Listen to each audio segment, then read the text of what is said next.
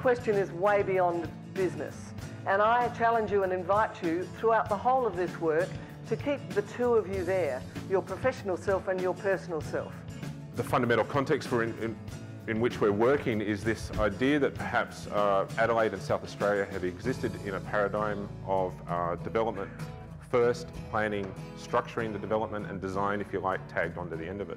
That makes it different is that we're using design processes early that start to visualise not just the problems, but the opportunities and the alternatives that we might investigate. What is it to have a shared street that allows pedestrians, cycles, cars on the same, in the same space? What is it to green a city? What is it to provide shade? How do all of these things work together in an integrated fashion? How do we start to achieve this?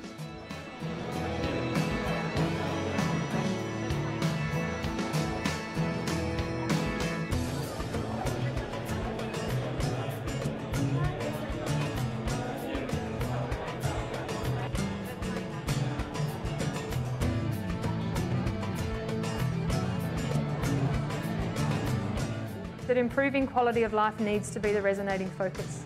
What they found was that there was a big correlation between city size and environmental performance, and that generally cities that were around 1 million people had a much better environmental performance. So that bodes well for us. We're all a long way along the track of trying to understand this issue. We're not trying to go a long way along the same old track, we're trying to go somewhere new.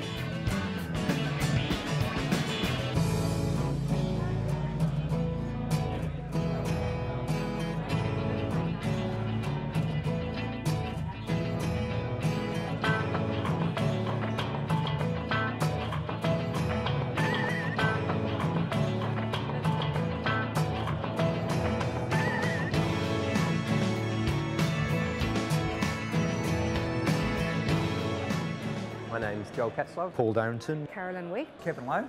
Stephanie Ziyech, and my ecological footprint was 3.7.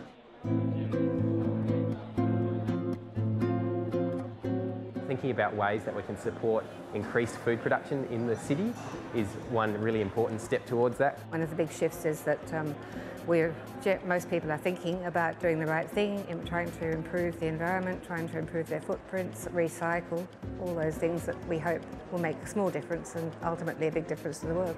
The main shift that would make a difference, I think, would be to get away from using the motor vehicle for everything. For community to really be demanding sustainable solutions and to be able to live sustainable lifestyles.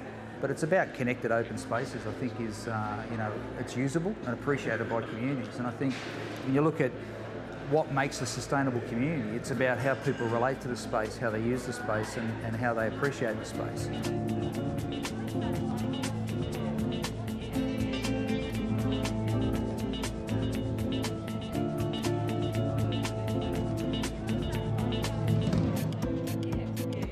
They say to us that it's not about fine dining and refined canapé. Tonight's about eating from the earth and celebrating the very simple pleasures of quality produce and simple flavours. We would like to see carbon contributions on product labels. We'd like to see it on bus tickets.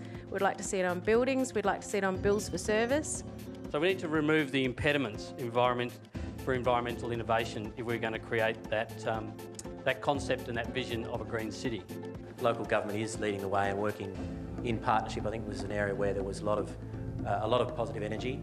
I think City of Prospect have embedded chips into bins so they can note what people are throwing away or not throwing away. The acknowledgement of food security and food's role in multiple aspects of our life is something that we'd also like to see reflected in government.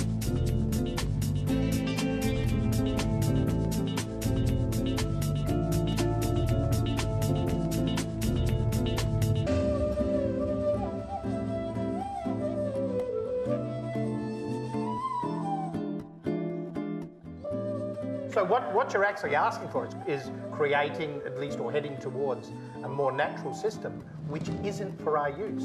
And that may actually affect the entire length of the Torrens.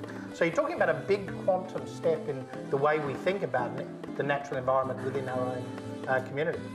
I think there needs to be a balance between the environmental qualities, the green networks that we're talking about and stretching into suburbia, the water quality and how we manage stormwater, but also how we look at development, how if we are going to become a more consolidated, if we're going to increase density and live in small spaces, then our public spaces are more important. So I think we need to get a balance between the open spaces and the kickabout spaces, the spaces where dogs may want to go for a run, where we want to have a pic, where we want to sit and read a book, in conjunction with a more natural setting that allows for sustainable habitat creation as well. Because in most major cities in Australia, Adelaide, Sydney, Melbourne, you know, we're sprawling over some of the most productive land in Australia, and so we're farming houses and we're not farming food. My name is Chris Daniels. Sophie Wilkes. Joshua Zoyner. Laura Wills. Daniel Bennett. Trixie, and my ecological footprint is 2.6.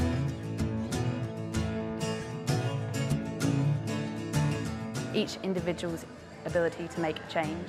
What's been excellent about the Green City Forum is the connection between like-minded individuals. There was the idea put forward to have a local energy market and simplifying our whole energy system so that we understand it. A greater appreciation that we think about cities differently now. That whole interesting dilemma about water and who owns it and who controls it. So for me, that's been a really interesting forum from that perspective, farming water. Green City Forum has been a really exciting melting pot of enthusiasm and ideas.